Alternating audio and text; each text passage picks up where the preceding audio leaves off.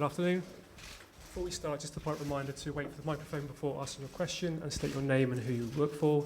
There'll be an embargo at the end for questions for 10:30 p.m. UK time. 5 minutes. Okay? Kieran, it's Carve Solokol from Sky Sports News. First of all, how are the players finding the facilities here? Do you have everything you need? Yeah, we've got everything we need there, and we're busy. A lot of activities to do. We all get along, which is most important. All the lads are just looking forward to the first game now on Monday, and just keep ourselves busy. The one injury concern at the moment is Marcus Rashford. Do you know how he is? Do you think he'll be fit for Monday's game? We've been told it's just a minor injury.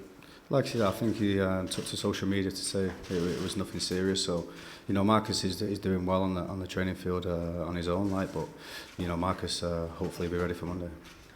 How much do you know about Monday's opponents, Tunisia? Have you done any work on them?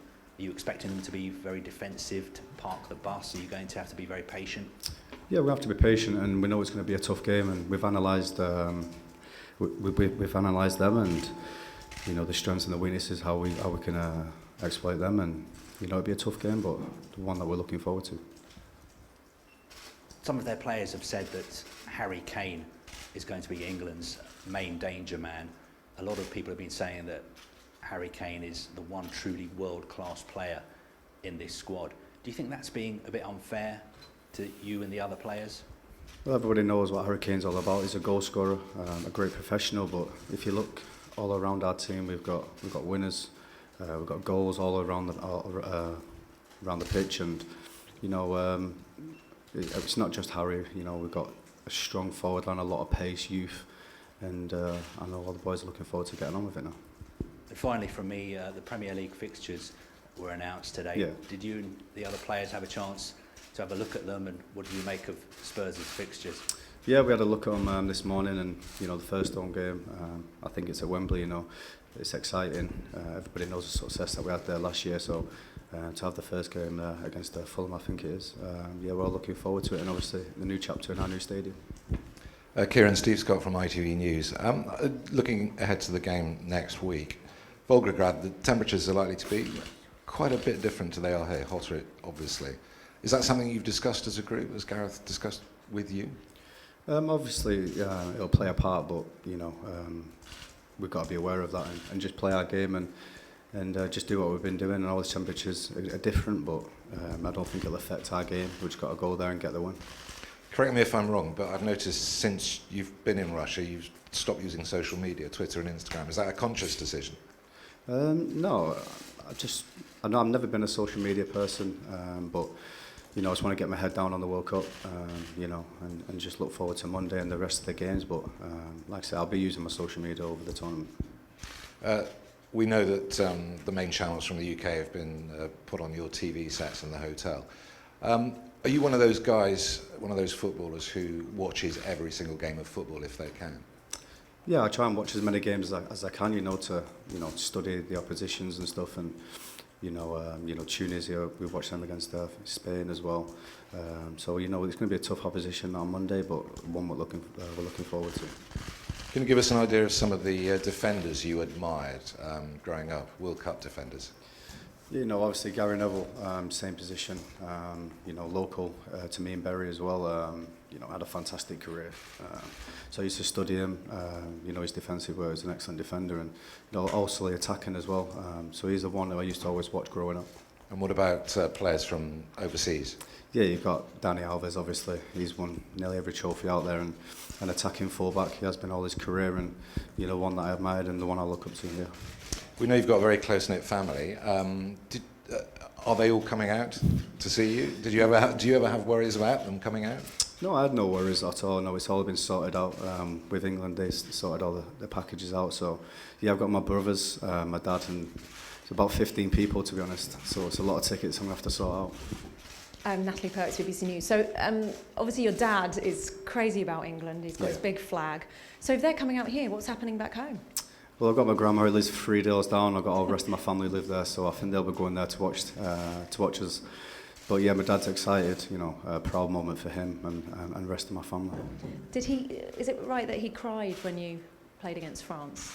Yeah, they came out to watch my parents, and you know, to get my first cap, the one that I've always been dreaming of since I was a young lad, and you know, watching England, and it was just a proud moment for me, and I could just feel my mum and dad in the crowd just watching with pride, and you know, they're so proud of me for the journey that I've been on, and I'm just delighted to be here now. So what's it going to be like for them seeing you in your first World Cup? Yeah, I don't know. The emotions will be high with my brothers also and the rest of my family, and you know, I just can't wait to get started now. I just want to, hopefully, if I play, just do my best I can for my family and the fans, and yeah, and just give it 100%. You know Harry Kane better than us. He seems to not give too much away. I think that's fair to say. Is he louder behind the scenes, and what kind of captain is he? Yeah, he's a great leader. You can see that on and off the field. You know, top professional.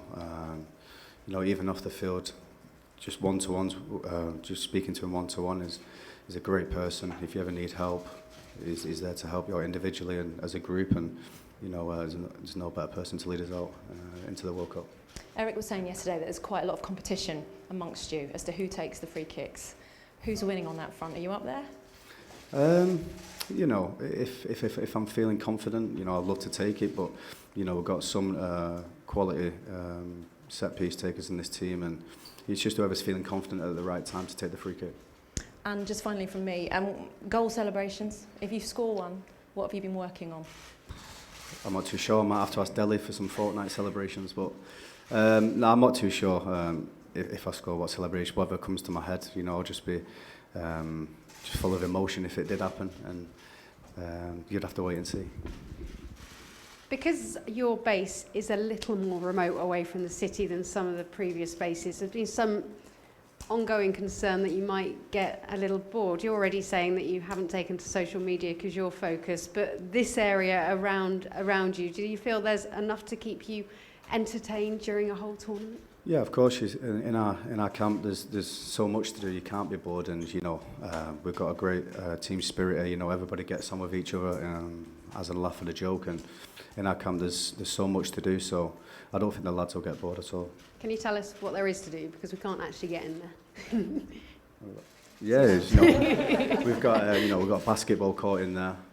You know, pool tables, table tennis. We've got the Fortnite, which the lads are mad about. So we have a lot of banter on there. So yeah, there's loads there to keep us all entertained, and you know, like I said before, we've got a great squad here, great team spirit, and everybody's just ready to get going now. How many competitive leagues are there?